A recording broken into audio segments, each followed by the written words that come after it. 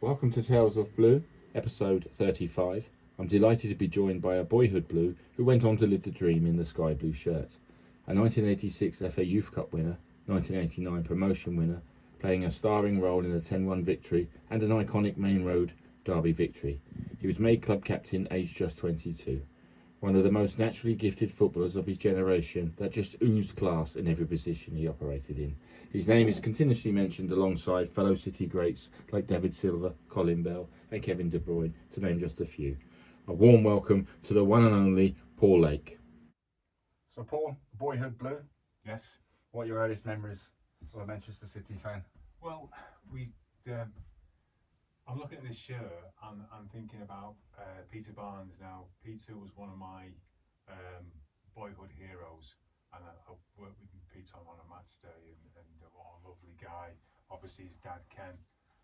With Peter, we're thinking about players who could potentially play in today's team from a technical perspective. Peter could. Peter could really handle the football. In terms of his style. He had a really unique style, and I love that about him.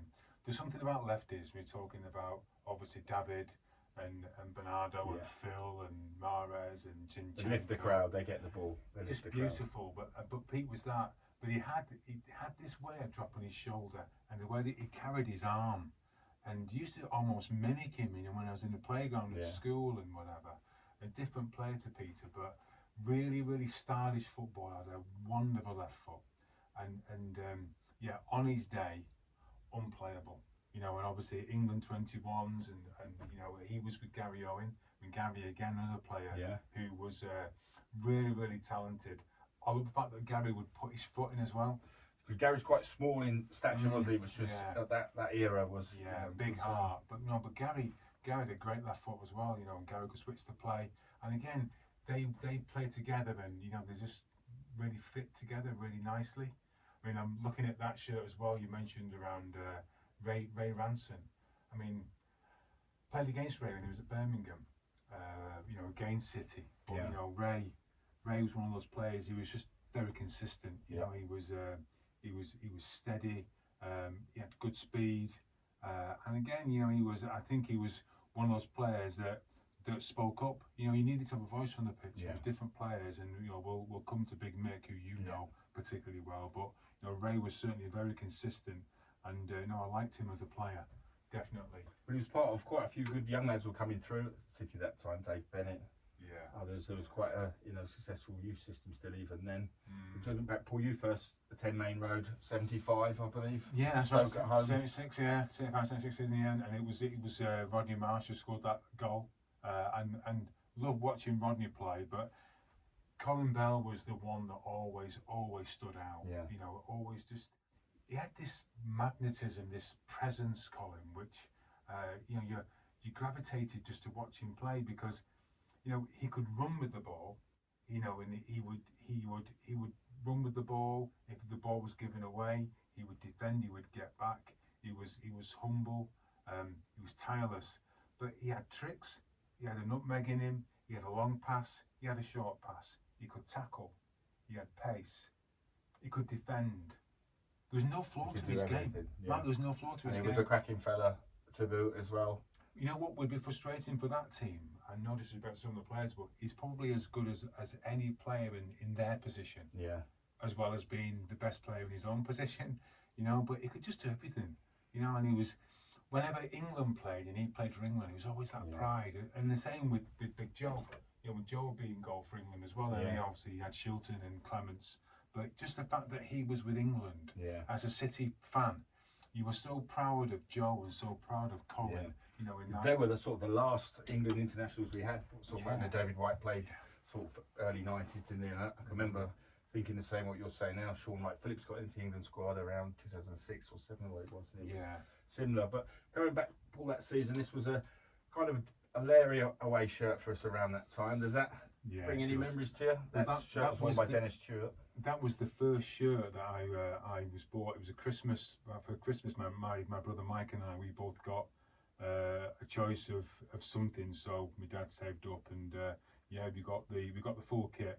And it was snowing that Christmas, and we both went on the local park with our kits on. So that as a special place in my heart. And obviously seeing them in Dennis, I mean, that was the game where he scored 4 goals. I mean, wow. But Dennis was, I used to mimic Dennis's attire. So he used to have his little tie-ups with a V in the tie-ups. And we used to get a crepe bandage and cut them up so that he wasn't stick them on. So I used to wear the wristbands that Dennis used to wear. So, you know, for different reasons, you know, Dennis was an idol as well. A bit like today, he was spoilt for choice for heroes back then. Bell, you could just marsh, you just reel them off. Exactly. You know, the young son heroes around that time, your Aisha Hartfords and players like that. Yeah, I mean, and you know something, with the 78 World Cup, there was so many City fans were supporting Scotland because of Willie and because of Asa, you know, and that again, you know, seeing Asa play at that level. And when I worked years later at Macclesfield Town as a physiotherapist, Ian Brightwell was the manager and Asa was the coach. Oh, okay. And it was just amazing, and seeing what a humble guy Asa Hartford is. You would never ever have known the things that he'd achieved. And there's guys in Macclesfield Towns, you know, some of the Larry lot, thinking you've got no idea who you're sat with, and he'd never ever say anything. A fantastic career as well in the game. What a So player. City reached Wembley, 1981. So what age are you by this stage for?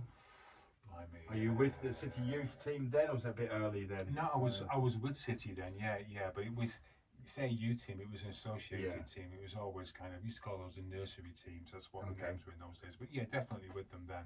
Do you remember watching the 81 Cup final? Yeah, or 2 finals? Obviously, of course I do, yeah.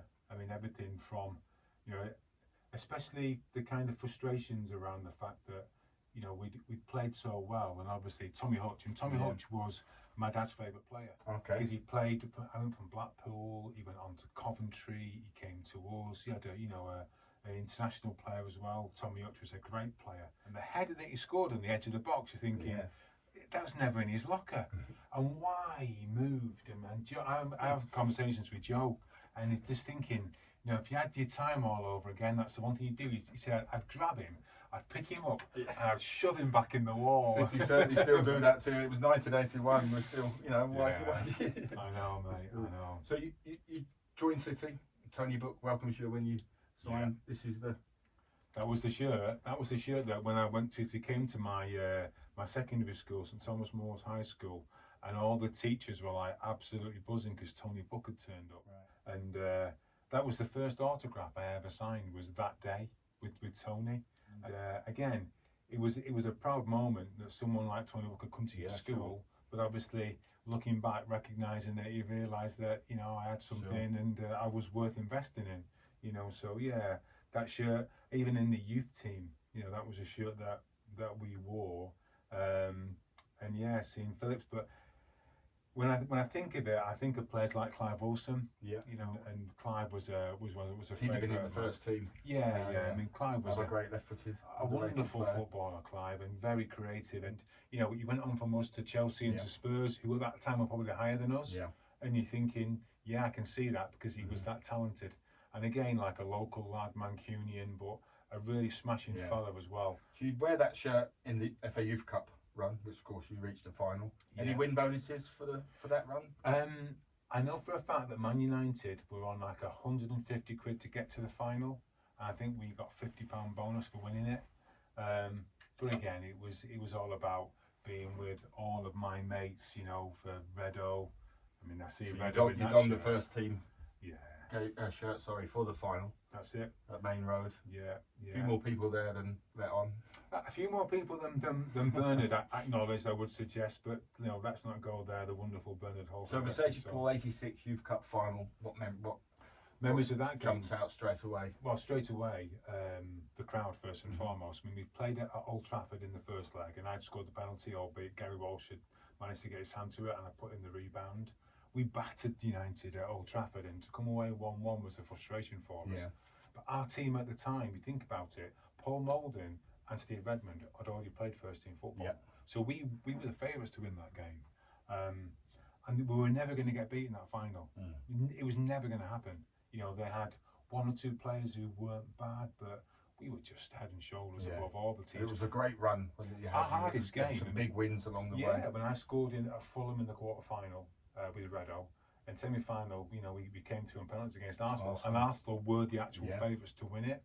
I would suggest at that time. Yeah. And Paul Molden. I mean, Paul Molden in the box, you know, he was one of those players that you just couldn't defend against because his movement, his awareness, and he'd strike a ball, he'd make the ball move, you know, and he could score from anywhere. I mean, he scored 289 goals in the season. Goal scorer, wasn't you know, he, and there was finishing no fluke in that, but he saved us that game. Yeah. Because as well as we played, we were 2 goals down.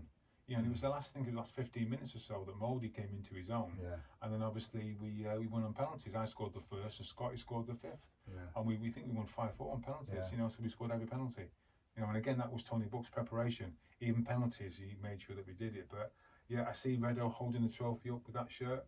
But in that final as well, we played some really, really good football. You know, I mean, to say that we deserved to win it, you know, when you see how we played as a team, and it was exciting for City fans. Yeah. Because I think it might have been a season later, or maybe a season and a half.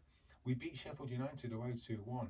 I think 7 of us from the U team started in that game. Yeah. You know, it shows you how strong we were. That wasn't spoken of because years later it was the United crew, wasn't it? You know, and rightly so. I mean, obviously a great sign. But yeah. So in that final, did you get a pep talk before the game from this fella, Paul Power? We did. PP came in, and He was the first team captain at the time. that's something that, because Paul was so likable, you know, and he knew how to speak to people. He knew how to speak to the young lads. He knew how to inspire you, but at the same time, he wasn't someone that was kind of he wasn't feared in that way. Some of the first team players could be quite curt and quite abrupt, and you didn't warm to them. But we warmed to Paul. I mean, he was obviously a captain. He was a leader, but he came in and gave us such a thrill before the game started. Because you were focused, but it was such a nice touch that Paul came in. And obviously his son now works at City. He's a bit of a legend in his own right. Nick, who's doing fantastic work for the academy. So 86, that same season. I mean, Steve Redmond plays in this. He's the youth team captain. He plays in the Full Members Cup final. There was a game before. Did you feature before, Paul? I didn't play in that game. No. Schoolboys played the Chelsea Yeah, side. yeah, I didn't play in that game because, believe it or not, I was injured. Did you travel down? Travel down. So you went down. Yeah, watched the the games and watched the experience. Then was really envious of the whole day, and obviously the game didn't quite pan out. Yeah. But then I think did Mark Lillis scored? Mark Lillis scored, yeah. He scored a few. He scored 2. He tried to claim a third. Doug Ruby was given the goal because he would have took the accolade of the first Wembley hat-trick since Jeff Hurst, but that went to David Speedy, unfortunately. That's right, it did, yeah. But I remember that game, and obviously that tracksuit holds memories, you know, especially like travelling away with the first team. You know, that was a regular that we would wear.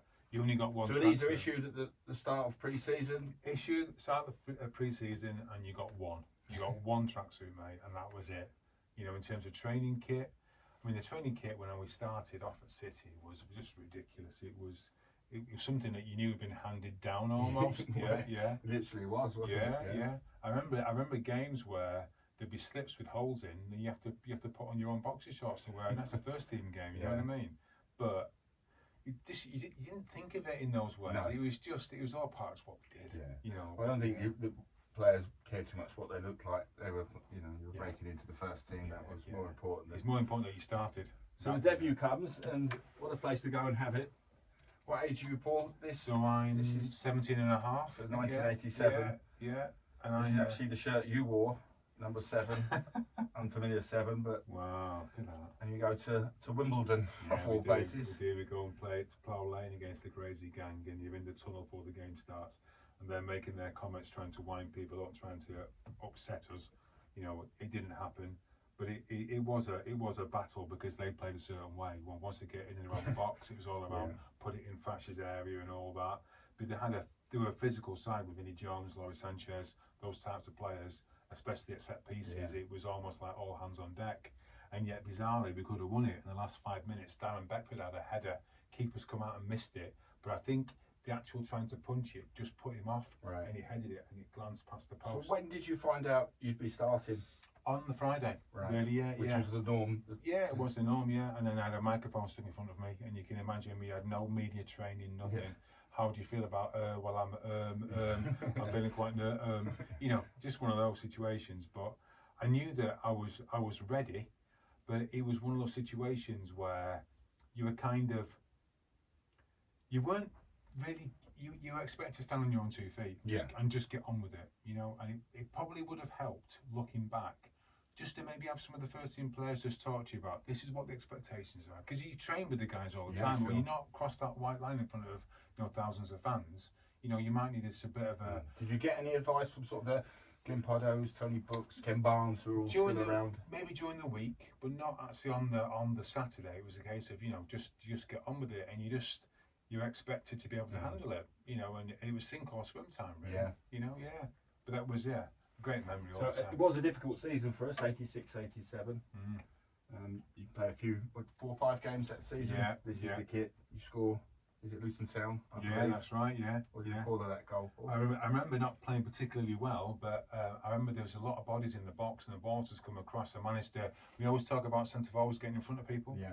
I managed to get in front of the centre half for might have been Mel Donaghy at the time at Luton, or I'm not sure who it was actually. But yeah, I managed to get in front of him, just pass it into the far corner, and funnily enough, one of my teammates, Steve Mills, his dad was in the crowd. And one of our fans was giving me loads of sticks, saying another amazing product from our academy system. Oh wow! And Mills, his dad, had a fight with him. You're only about 4 games in. Yeah, exactly, mate. Yeah, but you know, the expectations of our fans were, you know.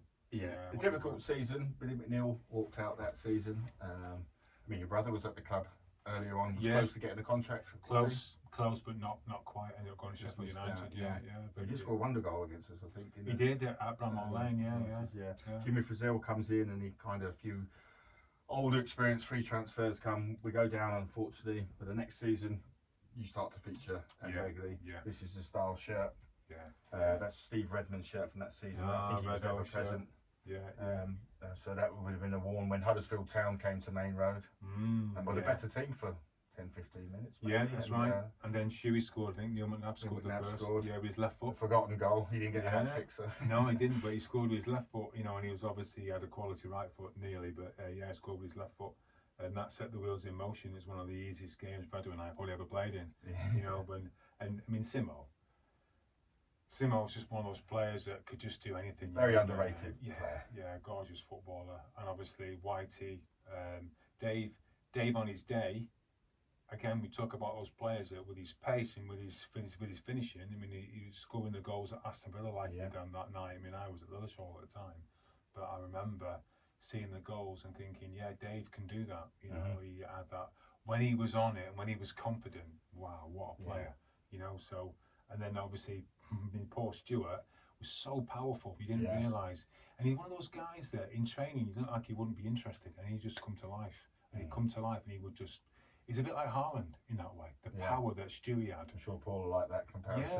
Yeah. I mean, he was so powerful, you know, and he would barge people out of the way. And the determination about him, Paul Stewart, what he was doing. Exactly. There's a good mix of older pros in that squad. John Gidman. Yeah, Giddy, Kenny Clements had returned to the club. Yeah. What do you call John Gidman? Quite a character of the game. Yeah, I remember sharing a room with Giddy one time and being his kind of. His room partner, shall we say? But yeah, I mean, he was the first guy to have a phone in his Porsche, right? And you know, one of those guys that was always doing business deals. It felt had a walkie-talkie kind of phone, you know what I mean, at the time. But no, he was popular with the lads. In pre-season, he didn't like anyone running past him and making him look slow, so he'd threaten you if you ran past him. You know, but no, he was a good player, and his attitude. He was always, you know, always wanted the ball. You know, the nice strike, and he's always been positive and playing forward. Neil McNabb. He looked after all of us nearly. You know, he was great for all the young players. I can keep saying another very underrated player. Exactly, in my opinion, very much so. Very much so. But I think you know, we touched on the 3 hat tricks, and we had the snitcher Tony Adcock, and Tony was a different player again. You know, who had a lot of craft and guile, and just used his body well, and was sleek. You know, so we had a really interesting dynamic, in terms of our attacking prowess at the time. We had very different players, but when we came together and it clicked, just decent. I think we finished 7 or 8 that season. Doesn't quite run. Mel Machin's the new manager. What was your memories of Mel Machin? Well, Mel was a very talented coach. Whether or not he had that gravitas as a manager at a club the size of City at that time, obviously, if you offered the opportunity, you are going to take it. Of course, yeah. But Mel was a very talented coach. And he was very inventive, and he brought in some things that we tried to adopt, little some language that was bespoke to the training ground. Okay. So if we were doing flicks or step overs, we call them Sid, Jack, and Fred. Right. So you'd shout a Sid, and you'd sort of dummy the ball and a Jack and whatever. But there were times in games where they got a little bit confused. Was that a Jack? Was that a Fred? And you'd leave it, and no one would be there, kind of thing. But no, it was good, and his training was very interesting. Yeah. Always enjoyable. Always look forward to training with Mel because he'd always vary it, But there was just something not quite there, and it was a shame because he's a nice man, and I enjoyed playing for him. So the first thing it continues for the 87, 88 into 88, 89, but this away kit comes in. Nicknamed the deck chair at the time for City fans. I liked it. I like that kit, and do you know something though? We could have had a bin bag with a City badge on it and we'd have worn it. You know what I mean? It was they all worked, didn't they? They worked. Yeah, they did. But I had some, fond memories of wearing all the shirts. I'm trying to think whether I wore that shirt when we played Millwall, when I got picked for on the World Cup '90. Yeah. So whether it was that at that time, whether that was the shirt, I think it might have been. But is it the volley? Yeah, it was that. Yeah, and that obviously brings back fond memories to me because we played on the Wednesday, played on the Saturday, and the Wednesday, the game that when I scored that goal, on the back of that I got a call from the England manager saying that I want you involved in the World Cup '90 So squad. they called direct then the manager? It was through his secretary. Right. It wasn't him directly, but that was the call, and I trained with them. I shared a room with Steve Bull. Yeah. We trained together, and I just missed out. And I think it's also simple. How close were you? I was close. It was myself and Paul Parker. Paul Parker had played centre half. So he'd be a bit more experienced than me, and that was the reason why he went. And I remember Paul crossing the ball for Lineker's goal against Ireland. So. Which you could have done, no problem at all. I still have dreams where I play in that game and actually do a lot more than Paul Parker did. But these are all. Don't we all? Yeah. I'm still hoping City will call me for a game. So we do go up eventually. Yeah. We have a little bit of stutter as we go along. Bournemouth at home springs to mind. 3-0 half time. Yeah. There was talk. You might be able to confirm it. You may not want to. That Eddie Large came in and give us a bit of a talk at half time. He did some impersonations. And it was really relaxed. It was like maybe looking back, it was the wrong thing to do, but we tore them apart in the first It's half. one of them. If we'd have gone up, then it'd have been a masterstroke. It'd been legendary. Same way if David James would have scored that year, Stuart Pearce would have been a master. But then you forget you've got players like Ian Bishop and Luther Blissett in the team. You can't take anything they were for good. granted. Good. Was Harry Redknapp must have been the manager then for Bournemouth. Exactly. So, and I think I don't know whether I think it was in the last 5-10 minutes of the game that Andy Ince gave a penalty away. And that could have been any of us. It was that 97th minute, which was kind of unheard of then. That sort ridiculous, of wasn't it? time. So we go to the final day at Bradford. Yeah. This is Trevor Morley's number 9 from that day. I can believe it. This Trevor was that kind of a player. His shirt was always dirty and always, be aggressive and put himself about. Yeah. He was a really good lad, and I got a lot of time for Trevor, and obviously a good player. Yeah, very. And in that game, obviously he came up trumps for us. I mean, we'd gone down that goal, and the pitch was awful by the way. And that ball's bobbling all over the place. And you're trying to play. I mean, he did play some good football, but it just wasn't falling for us. And then obviously I'm on the pitch in the second half, and a fan comes on and says that Palace are winning 4-0 away at Birmingham. They had to score 5, I think it was, and we had to lose. So that 83rd minute, was it? That cross from David White. 86, yeah. Yeah, was it? Yeah. And obviously Trevor. Hugh Bedlam. Yeah, oh yeah. I mean, all of the inflatables and all the rest of it. Yeah, that was. I remember actually, someone had my shirt. I only had slips on at the end of at the very end because literally everything had gone. Yeah. It's almost being undressed by blokes. It's a bit of a weird experience that. You won't experience that again. But yeah, an amazing game. So back up to the first division, which you played in briefly before. Well, mate, a few big. Ian Bishop joins us. Clive Allen, who was a big name goal scorer at the time, comes in. Kit changes. So the 90s look. Crips in. It's 89, 90. Sorry. That's Whitey's shirt, is it? That's David White's shirt, who played every game that season in the league for us, including. Obviously, I'm going to ask you the 5-1 September. I mean that day was amazing for so many different reasons. But obviously, being that game where we'd been spoken to by Tony Buck. He spoke to all the young lads, and he mentioned that he prepared us for games like such as this, and he had done, and then some. Both he, Glenn Pardo, rest his soul, and obviously Ken Barnes as well. Remember the game at the start of it. It was the young players that were actually the voice in the changing rooms. Okay. So the experienced players, so Brian Gale, more measured. Gary Megson on the bench, and Jason Beckford, my closest buddy, and it was managing to sort of like just keep our feet on the ground because we were so excited, we were so determined. There was no nerves for us in that game. Yeah. And that's a statement. So it's 54,000 fans in the stadium. It's packed, the noise is immense, and you can hear it. 20 on the official. Yeah. And we go down the tunnel, obviously doing the warm-ups. I remember doing the warm-up with Trevor Morley. Trevor and I smashing the ball at each other, and just trying to take it in, but keeping your feet on the ground. Obviously, United started the better. I was going to say, they did start the better side, and they were expected to, weren't they? To wipe the floor with us, actually. Yeah. I mean, they were missing 3 players, or key players. They're missing Brian Robson, Steve Bruce, and Neil Webb.